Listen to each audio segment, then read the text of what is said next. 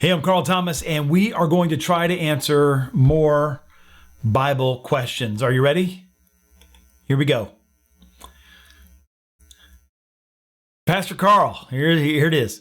Do we have any information, or do you have any revelation about where Cain's wife came from in Genesis? All right.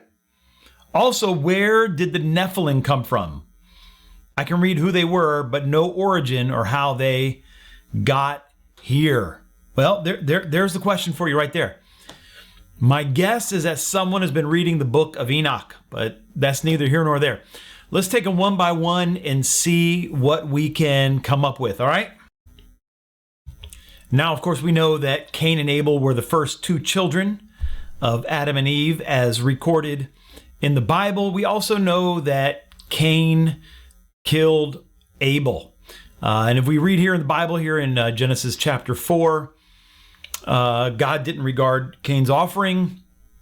Cain got bitter about it, killed his brother, right? It says, verse 16, then Cain left the presence of the Lord and settled in the land of Nod, east of Eden.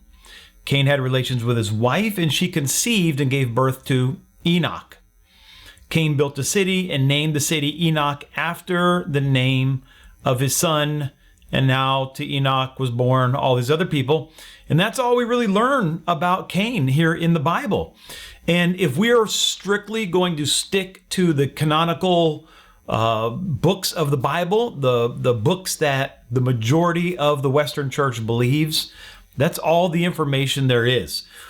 But to answer your question, if we were to dig a little deeper, we can go to the pseudographical texts we don't actually know the author of, including the Apocrypha, books that are not included in the Bible. One of them is called the Book of Jubilees. Now, the Book of Jubilees was probably written about the 2nd century BC, about 160, 200 years before the birth of Christ.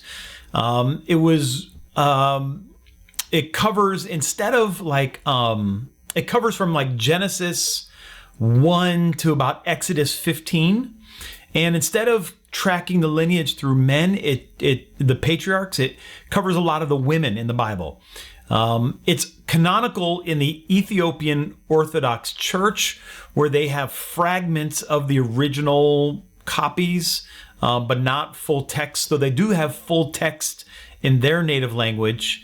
But we also see the only reason we would even look at this is because there are many, many copies of it found among the Dead Sea Scrolls.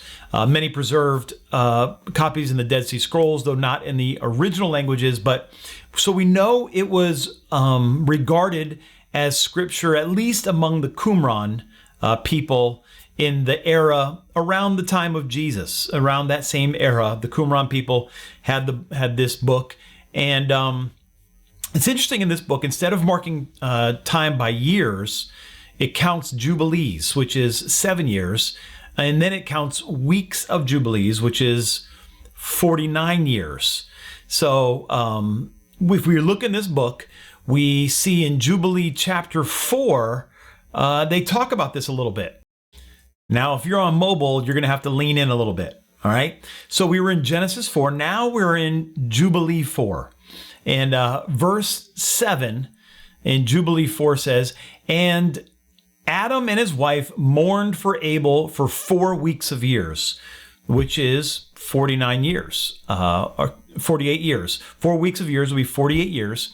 And in the 4th year, in the 5th week, they became joyful. Adam knew his wife again. She bore a son, called his name Seth. Now, this is important in a second.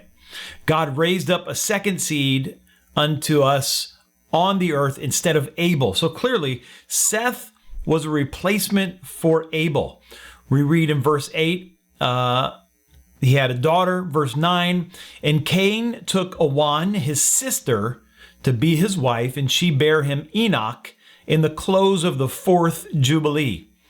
And in the first year of the first week of the 5th Jubilee, houses were built on the earth, and Cain built a city and called its name after the name of his son Enoch.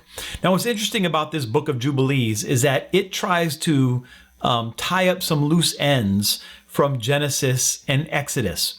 One of them is how Adam was told that surely the day that you eat of the fruit, you will die.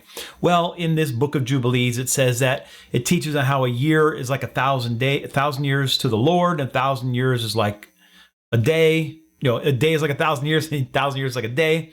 And so in this book of Jubilees, Adam died in like the 990th year. So he lived to be like 990 or something like that, which would have been like a day to the Lord, thus fulfilling the day that you eat of it, you'll die. So they try to sew up some loose ends, right?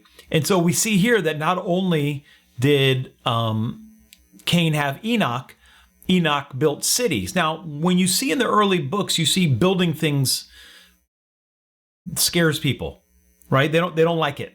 The Tower of Babel, scary, language destroyed, right? So let's take a look here at what happens at the end of the story. So if we look over here at verse 31, let's scroll on down here to verse 31. If you can lean in to read that, it says, well, we know that Cain married Awan. Now, Awan means iniquity. This is important. Awan means iniquity. And so now we have Cain, who was a murderer, who coupled with iniquity. And surely they wouldn't allow the godly line, to go down through Cain and Awan. So what we see here is that the line of godliness passed from Abel, skips over Cain, and goes to Seth. Here's what we read in verse 31. It says, "At the close of this Jubilee, Cain was killed after him in the same year, for his house fell upon him, and he died in the midst of his house, and he was killed by its stones. For with a stone he had killed Abel, and by a stone he was killed in righteous judgment." So we get this whole live by the sword, die by the sword thing happen, right? Now on to question 2. What about the Nephilim? See what's in the Bible. What do you think? Well, I feel that most people are going to find my answer to be unfulfilling or unsatisfying, as it were. But I will tell you honestly my belief. I believe that a lot of people lean into the Nephilim, trying to understand things that the Bible doesn't teach. And so there's a couple ways of looking at this, and there's a couple challenges in reading about the Nephilim. Now, I am no biblical languages expert by any stretch of the imagination, but when we look at Genesis 6, 1 through 4, and as you study the Hebrew there's some challenges in trying to figure out exactly what they're trying to say. And there's 4 basic theories, that the Nephilim were semi-divine offspring from the sons of God and the daughters of men. So there's some sort of illicit union here between these godly creatures and human creatures. Some people think this is like the clearest sense of the text, but others don't necessarily agree. They originally believed maybe that this meant mighty men, just like David had mighty men. Other people were mighty, and this was kind of hyperbole. Others believe that this was a class of people that were responsible for the flood. The second one is that these were the mighty men of renown, but they were only really human. And under this view, they were human offspring of the sons of God, who were the Sethites, and the daughters of men, who were the Cainites. And so they were, again, kind of playing loose with the words. They didn't literally mean semi-divine. The third one is that they are sons of God themselves. And this kind of shows a feeling that they may refer to sons of God, meaning that the Nephilim were the sons of God, were one of the same, but this is really a minority opinion. And the fourth believe that this was kind of a temporal aside, kind of just throwing in a phrase to start a discussion. Now, this is what Augustine believed, in that these Nephilim were used to describe the traits of a segment of society, as opposed to an actual race of people. And again, this was more hyperbole than literalism. Now, if you take the flood literally, we have a challenge, because Numbers 13 comes after the flood, and if the Nephilim caused the flood, how could they still be around after it? This leads to all kinds of conjecture about who passed this Nephilim seed on, but the most likely thing, in my opinion, is that the spies, they use Nephilim as a dramatic hyperbole. The spies use hyperbole in the report to Moses when they call themselves grasshoppers. They weren't literally grasshoppers. And so if they weren't literally grasshoppers, the Nephilim weren't literal beasts in the field.